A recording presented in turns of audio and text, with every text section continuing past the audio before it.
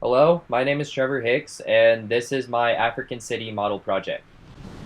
So starting off, generally African cities will have like a mix between colonial and traditional like culture, so that's why there's generally two CBDs. I'm going to talk about the first CBD. So this is known as the traditional CBD.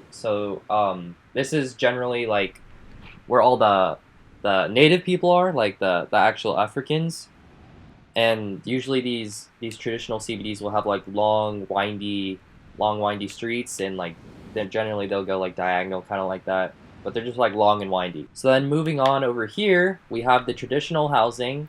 Like on both sides, you can see there's traditional housing. It's usually located right next to the traditional CBD. So this is where all the native Africans like live and stuff like that. And then if we come over here, we can see we have the over here we have the informal economic zone. So this is like in these areas you can see there's like periodic markets. So these are like merchants and stuff like that. Informal businesses. Generally you'll find them outside a traditional CBD.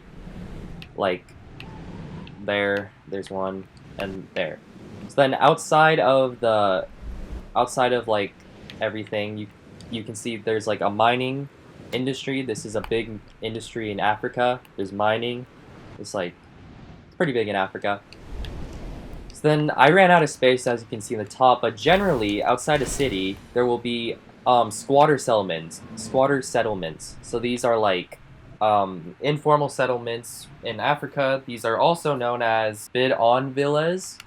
So like this generally will be like your squatter settlements, like outside the um, traditional like housing. So then if we come over here, we have the colonial CBD. So this is like the colonizers, sorry, the Europeans and stuff like that. And then outside of the colonial CBD, oh, the colonial CBD also is like a grid, more like city. I didn't mean to focus it around like these buildings, but it'll be like a grid. I tried to make it look like a grid, but I mean, it didn't really work out in the end. Over here we have the colonial housing.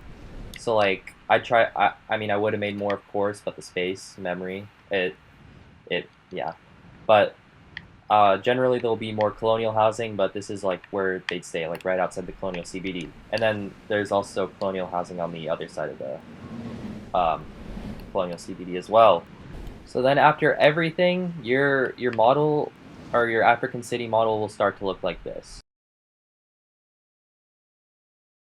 And that's where I'm going to end it. So thank you guys, and uh, please give me a good grade.